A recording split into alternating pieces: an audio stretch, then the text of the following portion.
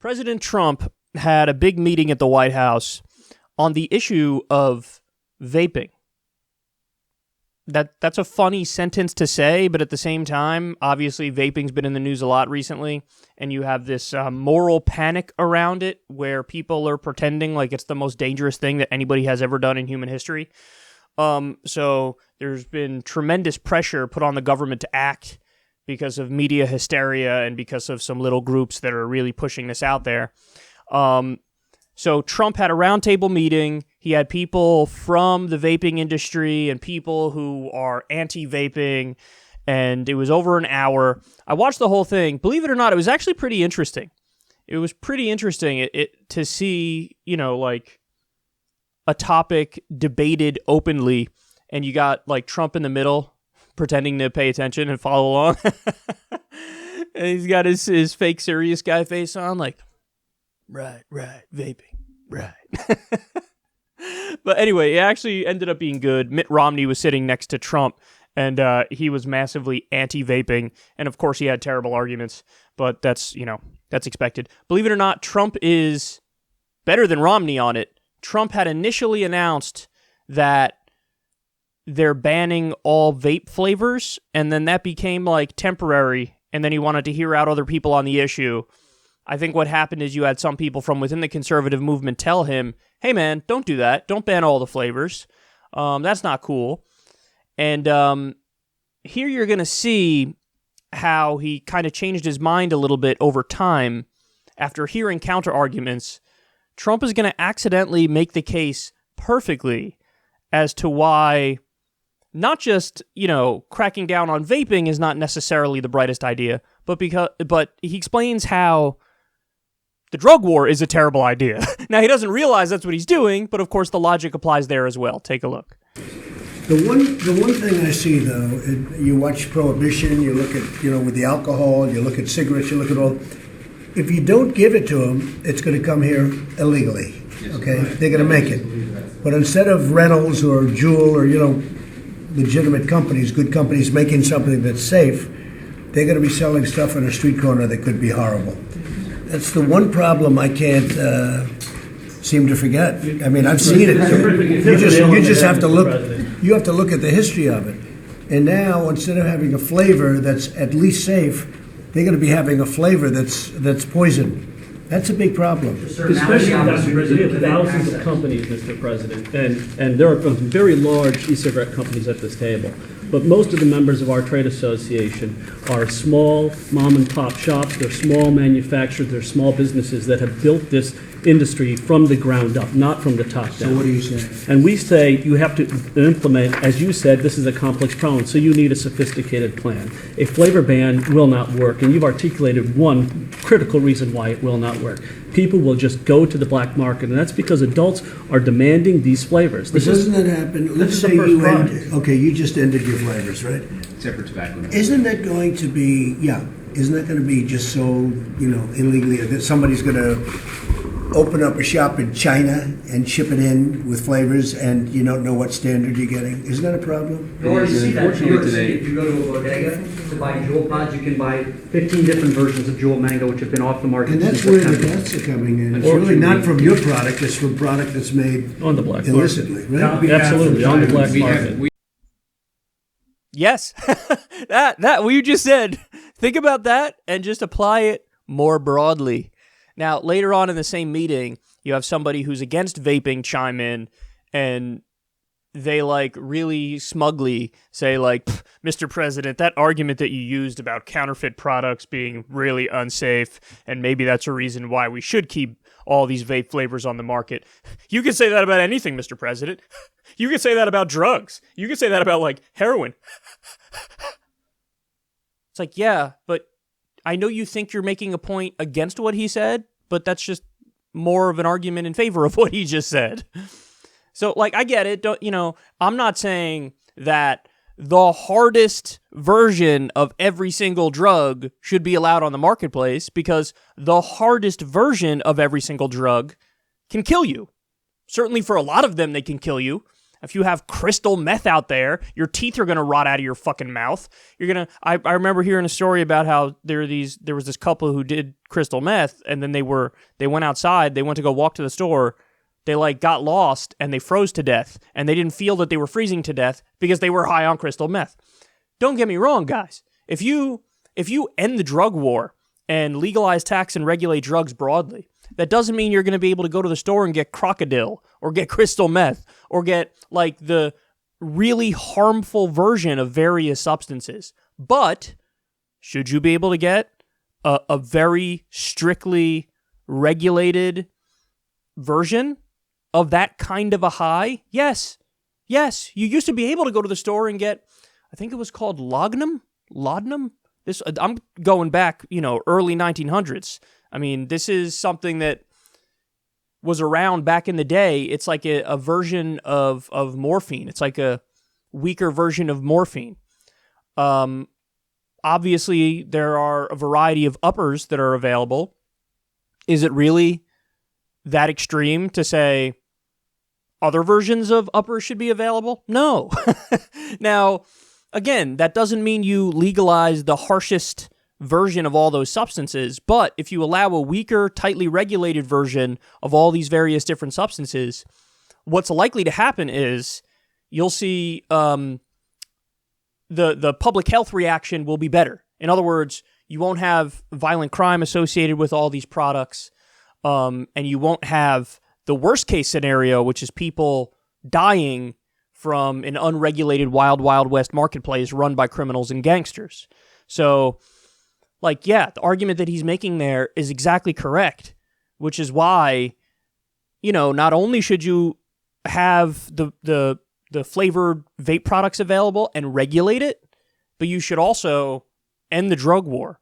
Legalize, tax, and regulate marijuana, legalize, tax, and regulate various uppers, legalize, tax, and regulate even versions of painkillers. We have the opioid crisis, but what ends up happening is people get addicted to the pills, and then there was a crackdown on the pills, and then they go, okay, well, I got to get my fix somewhere. So they go to the black market, and they get heroin. The heroin is laced with fentanyl, and then fentanyl's a freaking horse tranquilizer, and then people die because they have what would be a dose of heroin that they could take, but since it's laced with fentanyl, and that's way more powerful, slows down their respiratory system, and they die.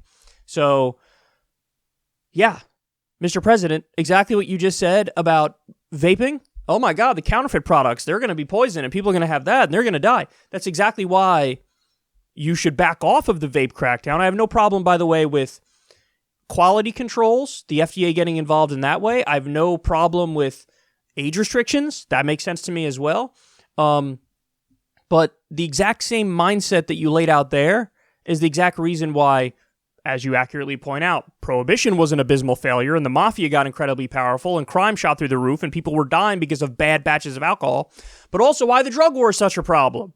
And what's crazy is, as he seemingly gets this logic when it comes to vapes, he doesn't seem to get it when it comes to drugs.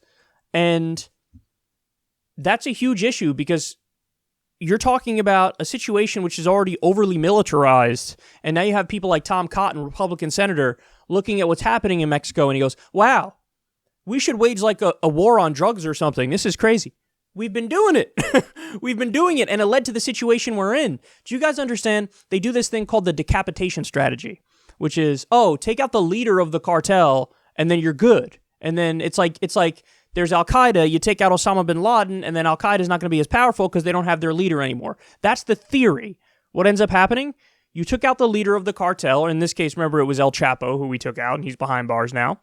And then you had a splinter. You had the drug cartel become fractionalized. You have two people now fighting to control the drug cartel, and there's a war in the streets over who's going to end up controlling the drug cartel. So in an attempt to decrease violence, decrease criminal activity, and make everybody safer, you actually made the situation worse because you got rid of the main guy, and then there was a battle over who's going to be the next main guy. And, you led to a situation like we had just recently in Mexico where they captured El Chapo's son, who's going to be one of the next, drug cartel leaders sitting on the throne, drug kingpin. They captured him, and then they had to let him go. The government did. Why? Because the drug cartel was like, oh, if you keep him behind bars, we're just going to do a genocide of a whole town in Mexico. So let him go. And what was AMLO supposed to do? He's like, I'm not going to have a genocide happen on my watch. What am I going to do? So he had to let him go. Guys, the only way you defeat the drug cartels is to put them out of business. How do you put them out of business? Legalize, tax, and regulate drugs. That's it. How are they going to compete with a better quality product that costs less? How are they going to do that? How are they going to compete with you're able to go to Walgreens or CVS or a weed store and get some weed that's better? You don't have to go to a back alley with a shady character in order to do it. I mean, it's common sense, but at the same time, it's not common sense because it is a little bit counterintuitive. Like, what do you mean? You're going to get rid of the drug problem by having more drugs available? What? Actually, yes, that's exactly what we're going to do. So this same mindset that he laid out here for vaping is the same mindset that he should apply when it comes to the drug war as well, but he's not. He's going in the other direction with the drug war. He's going in the direction of, increased militarization, which is an abysmal failure. We've wasted trillions of dollars. You have crime is at an all-time high. You have deaths from a literal hot war because it's a war on drugs. So I wish he would think about this across the board. Now, I will say, though, here's the sad part at the end of this conversation. I don't know what direction he's going to go in. I don't know what Trump is going to do next. Because when you watch the whole meeting, he actually seems torn. He actually seems like, okay, the people who are pro-vape, they have some arguments that he's sympathetic to. But the people who are against vaping, he listened to them and he seems to be sympathetic to what they're saying as well. So I don't know what he's going to do. Actually, wrong. There is one thing I know for sure he's going to do because everybody at the table agreed and he didn't fight back, and that is make the legal age 21. So that they're definitely going to do, and they'll probably do an advertising ban. Like, even if they allow flavors, they'll say you can't advertise for flavored vape, that's fine with me. I think that's a reasonable regulation. But I don't know what direction he's going to go in overall. So in other words, are you going to allow tobacco-flavored vape, menthol-flavored vape, and other flavors to be on the market for adults? Or are you going to ban the flavors and leave tobacco and menthol? Or the other thing that the hardliners are calling for here, only allow tobacco-flavored vape. Don't allow even menthol, which is wild because, if you know anything about cigarettes and tobacco, there was a time when they allowed flavored cigarettes, and then the flavored cigarettes were banned, but they did allow tobacco and menthol.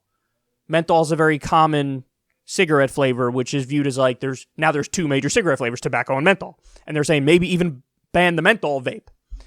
And a lot of the arguments they use are, oh my God, you're providing a pathway into kids start vaping, and then there's a pathway into smoking tobacco products, which are even worse. And what they don't give any credit to, though, is that the opposite dynamic is true as well. And I know because anecdotally, I am one of those people where I was a smoker, and then I used blue e-cigarettes and I vaped, and that got me off of anything. Like, I don't smoke anything at all. I don't vape. I don't smoke.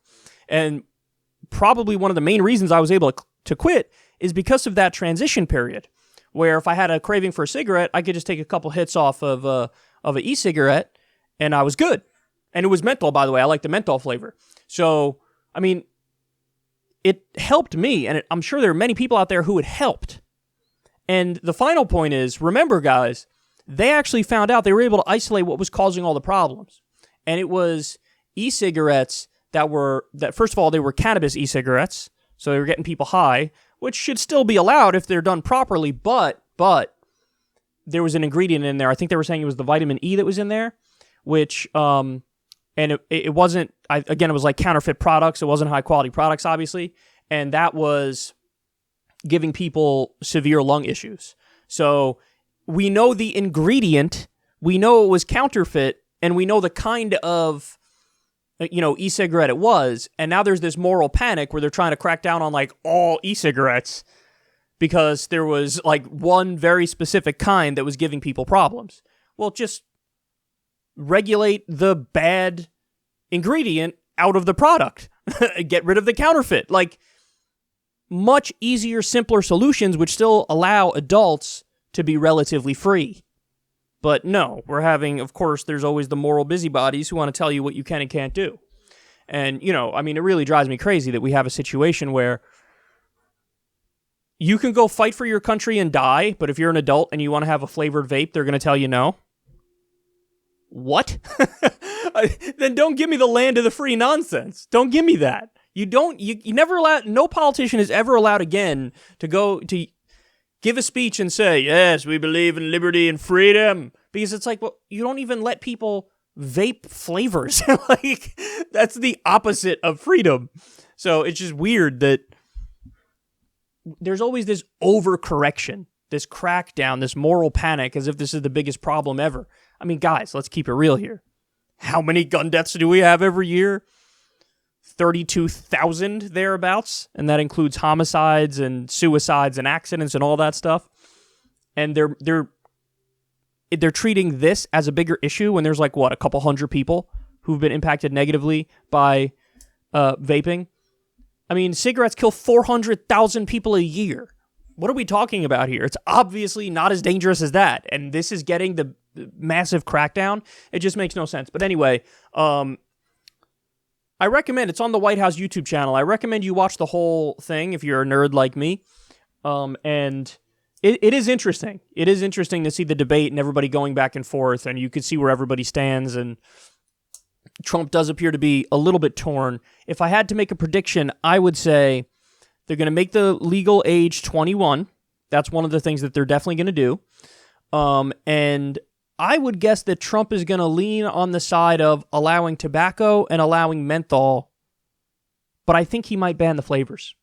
Because he did seem sympathetic to the people who were arguing against the flavors as well, even though you just heard him sympathetic to the people who were pro-flavor. So, anyway, there it is. Mr. President, please apply this logic more objectively, and you'll see the drug war is nonsense, and we should legalize, tax, and regulate drugs.